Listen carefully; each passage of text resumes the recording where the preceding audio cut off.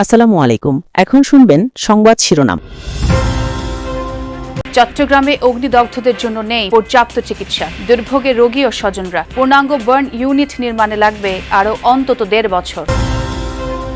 রাজধানীর হাজারীবাগে স্কুল ছাত্রীকে ছুরিকাঘাতে হত্যা। দীর্ঘদিন উত্ত্যক্ত করা হচ্ছিল বলে অভিযোগ পরিবারের। জড়িতদের দ্রুত গ্রেফতারের আশ্বাস পুলিশের। সরকারি দলের নাম ভাঙিয়ে নামে বেনামে বিভিন্ন সংগঠনের বদলি আর তদবির বাণিজ্যের অভিযোগ। চাপ দিতে ঘটছে মবের ঘটনাও। টিআইবির উদ্বেগ। আহসান মনসুরকে সরিয়ে বাংলাদেশ ব্যাংকের নতুন গভর্নর মোস্তাকুর রহমান। পরিবর্তন নতুন সরকারের কর্মসূচি অগ্রাধিকারের অংশ বললেন অর্থমন্ত্রী। এতক্ষণ শুনছিলেন সংবাদ শিরোনাম, এখন শুনবেন বিস্তারিত। চট্টগ্রামে অগ্নিদগ্ধদের জন্য নেই পর্যাপ্ত চিকিৎসা সুবিধা, তাই রোগী নিয়ে ছুটতে হয় ঢাকায়। এতে ভোগান্তি শেষ নেই রোগী আর স্বজনদের। 150 শয্যার নতুন পূর্ণাঙ্গ বার্ন ইউনিটের নির্মাণ কাজ শেষ হয়েছে 26%। চালু হতে সময় লাগবে আরও অন্তত 1.5 বছর।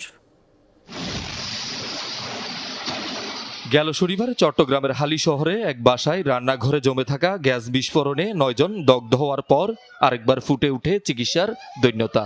দগ্ধ প্রত্যেককে ঢাকায় জাতীয় বার্ন অ্যান্ড প্লাস্টিক সার্জারি ইনস্টিটিউটে পাঠানো হয়। সেখানে মৃত্যু হয় 5 জনের। শুধু এই ঘটনাই নয়, চট্টগ্রামে বড় অগ্নিকাণ্ড বা বিস্ফোরণে দগ্ধের ঘটনা ঘটলেই রোগীদেরকে চট্টগ্রাম থেকে ঢাকা পাঠাতে হয়। কারণ চট্টগ্রাম মেডিকেলে পোড়া রোগীদের চিকিৎসায় পর্যাপ্ত ব্যবস্থা নেই। সংকট নিরসনে চট্টগ্রাম মেডিকেল কলেজ হাসপাতালের পাশে চীনের সহযোগিতায় 150 শয্যার একটি পূর্ণাঙ্গ বার্ন ইনস্টিটিউট নির্মাণ কাজ চলছে। এখনো কাজ হয়েছে মাত্র 26%। নির্মাণ শেষ হতে লাগবে আরো 1.5 বছর। চট্টগ্রাম বিভাগের 11টি জেলার মধ্যে চট্টগ্রাম মেডিকেল কলেজ হাসপাতালেই শুধু বার্ন ইউনিট আছে। শয্যা সংখ্যা 26, তবে নেই আধুনিক যন্ত্রপাতি। রাজধানীর হাজারীবাগে কিশোরের ছুরিকাঘাতে নিহত হয়েছে 9ম শ্রেণীর ছাত্রী শাহরিয়ার শারমিন বিনতি। বুধবার রাত 9:30টার দিকে হাজারীবাগের হায়দার হোটেলের গলিতে এই ঘটনা ঘটে। কিশোর সিয়াম দীর্ঘদিন ধরে মেয়েকে উত্ত্যক্ত করে আসছিল বলে অভিযোগ বিনতির বাবার। পুলিশ জানিয়েছে অভিযুক্তকে ধরতে অভিযান চলমান রয়েছে। রাত 9:15টার দিকে হায়দার হোটেলের গলি ধরে অভিযুক্ত কিশোর সিয়ামের সঙ্গে দৃষ্টান্তমূলক শাস্তির দাবিতে থানার সামনে বিক্ষোভ ও সড়ক অবরোধ করেন এলাকাবাসী। থানার ওসি গোলাম মর্তুজা জানান, মরদেহে দৃশ্যমান আঘাতের কোনো চিহ্ন নেই। প্রাথমিকভাবে পানিতে পড়ে মৃত্যু হয়েছে বলে ধারণা করা হলেও ময়নাতদন্ত প্রতিবেদন এলে এ ব্যাপারে নিশ্চিত হওয়া যাবে। এই ঘটনায় সন্দেহভাজন একজনকে আটক করা। নতুন সরকার ঠিকমতো কাজ শুরু করতে না করতেই বিভিন্ন সরকারি দপ্তর আর ব্যাংকের নামে বেনামে তৎপর হয়ে উঠেছে নানা সংগঠন। বদলি আর তদবির বাণিজ্যে চাপ দিতে ঘটেছে মবের ঘটনাও। সম্প্রতি জিয়া পরিষদের নামে সোনালী ব্যাংকের 6 কর্মকর্তাকে চাপ দিয়ে বদলির ঘটনা আলোচনার জন্ম দিয়েছে। সরকারি দলের নাম ভাঙিয়ে এমন ঘটনায় উদ্বেগ জানিয়েছেন টিআইবির নির্বাহী পরিচালক। 24 গণঅভ্যুত্থানের পর রাষ্ট্রায়ত্ত জনতা ব্যাংকের প্রধান কার্যালয়ের চিত্র এটি। কার কোথায় বদলি হবে, কারা পাবেন পদোন্নতি, অতিরিক্ত ব্যবস্থাপনা পরিচালককে, তা ঠিক করে দিচ্ছেন ব্যাংকটির জিয়া পরিষদের নেতা। 5 আগস্ট পরবর্তী সময়ে সরকারের বিভিন্ন দপ্তরে এমন ঘটনায় ওই সময় বিএনপির ভারপ্রাপ্ত চেয়ারম্যানের কঠোর নির্দেশে অনেকটাই বন্ধ হয়ে যায় নামে বেনামে বিভিন্ন পেশাজীবী সংগঠনের এমন দৌরাত্ম্য। তবে নতুন সরকারের শপথ নেয়ার 2 দিন না যেতেই রাষ্ট্রায়ত্ত সোনালী ব্যাংকের প্রধান কার্যালয়ে ঘটেছে একই ঘটনা। ওই দিন ব্যাংকটির জিয়া পরিষদের সাধারণ সম্পাদক এস.এম. আবুল বাশারের নেতৃত্বে 6 কর্মকর্তার বদলির সুপারিশ নিয়ে এমডির কাছে যান বেশ কজন নেতা। সুপারিশ না শুনলে ঘিরে রাখা হয় এমডিকে। চাকুরি বিধি অনুযায়ী এমন মব করে বদলির সুপারিশ করা যায় কিনা তা জানতে জিয়া পরিষদ কার্যালয়ে গেলে তড়িঘড়ি করে বের হয়ে যান সংগঠনটির সভাপতি সুভাষ চন্দ্র চাকমা।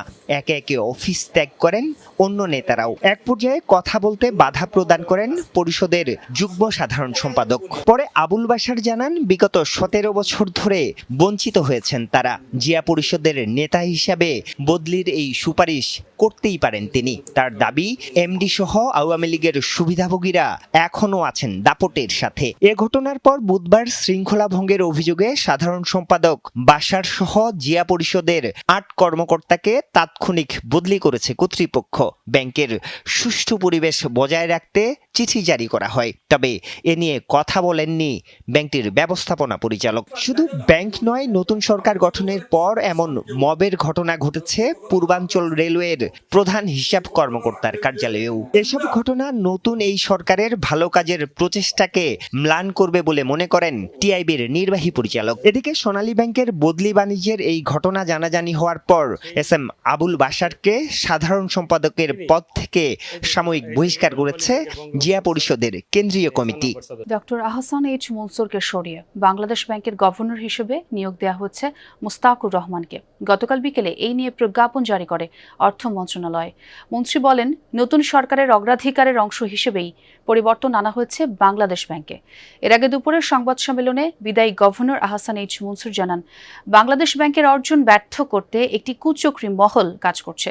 এতে যোগ দিয়েছেন বাংলাদেশ ব্যাংকের কর্মকর্তা। নিজের পদত্যাগ নিয়েও কথা বলেন তিনি। নির্বাচনের পর নতুন সরকার দায়িত্ব নেওয়ার পরই আলোচনায় আসে বাংলাদেশ ব্যাংকের গভর্নরকে সরিয়ে দেওয়ার বিষয়টি। এর মধ্যেই সোমবার অর্থমন্ত্রীর সাথে সাক্ষাৎ করেন governor doctor Ahsan H Mansur. আলোচনা করেন ব্যাংকিং খাতের চলমান সংস্কার সহ নানা ইস্যুতে। বুধবার দুপুরে হঠাৎই খবর আসে অপসারণ করা হচ্ছে ডক্টর আহসান এইচ মনসুরকে।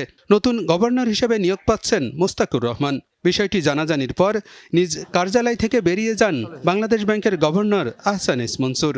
বিকেলে আগের গভর্নরকে সরিয়ে নতুন গভর্নর নিয়োগের প্রজ্ঞাপন জারি করে অর্থ মন্ত্রণালয়।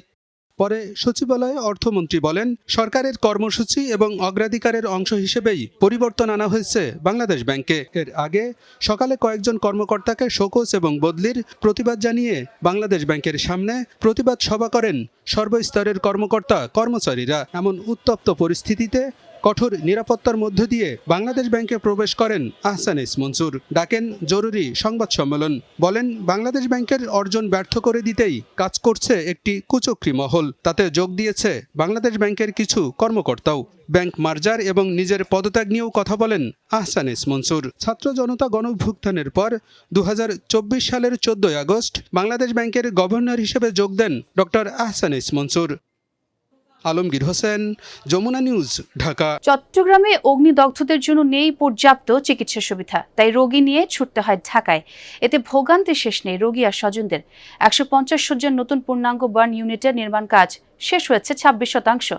চালু হতে সময় লাগবে আরও অন্তত 1.5 বছর। গেল শনিবার চট্টগ্রামের হালি শহরে এক বাসায় রান্নাঘরে জমে থাকা গ্যাস বিস্ফোরণে 9 জন দগ্ধ হওয়ার পর আরেকবার ফুটে উঠে চিকিৎসার দৈন্যতা।